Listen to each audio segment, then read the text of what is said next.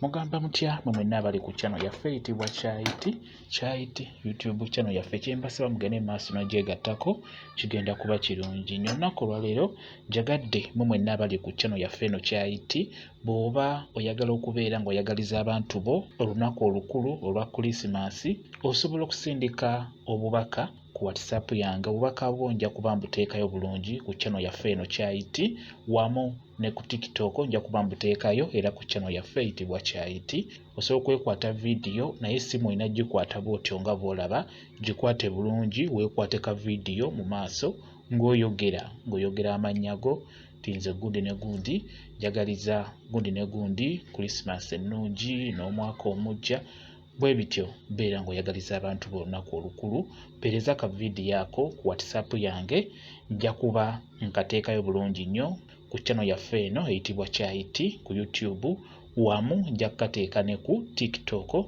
era ku channel yaffe eyitibwa Kyayiti. Weekwate ka vidiyo nga kampi dakiika ng'emu naye ekikulu kya byonna essimu gikwate bw'otyo nga bw'olaba vidiyo yo esobole okulabika obulungi. Ekirala fuba okulaba nga weekwatira ewantu nga walungi.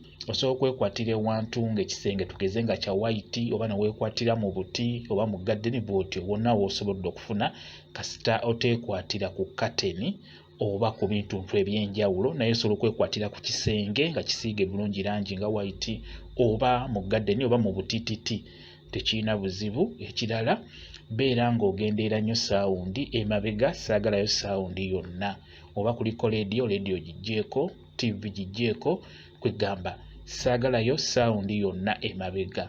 Abantu ne babeera nga gye bali bo boogera tewali buzibu naye leediyo music teyeetagisibwamu kubeera mu vidiyo yo gy'obeera okutte. Ekirala weeteeketeeke oyogere bulungi, vidiyo eyo ginsindikire ng'oyagaliza abantu bo ennaku enkulu ngenda kuba ngiteekayo bulungi nnyo.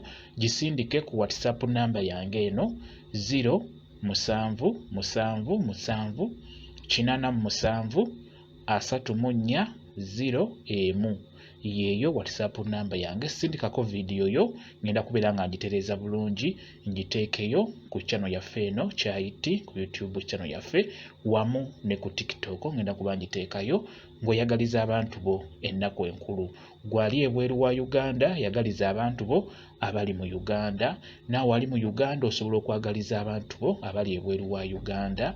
Bwe kityo bwe kiri, beera ng'olikodinga ka vidiyo nga kampi weekwate ka vidiyo mu maaso nga bw'obitegeera naye ng'essimu ogikutte bw'otyo nga bw'olaba eyo kigenda kuba kirungi nnyo. Mwebale kubeera ku channel yaffe eyitibwa Kyayiti YouTube channel yaffe kyembasaba mugende mu maaso n'ogyegattako kigenda kuba kirungi nnyo. N'ekirala likinga vidiyo mbeere bulungi, mweraba.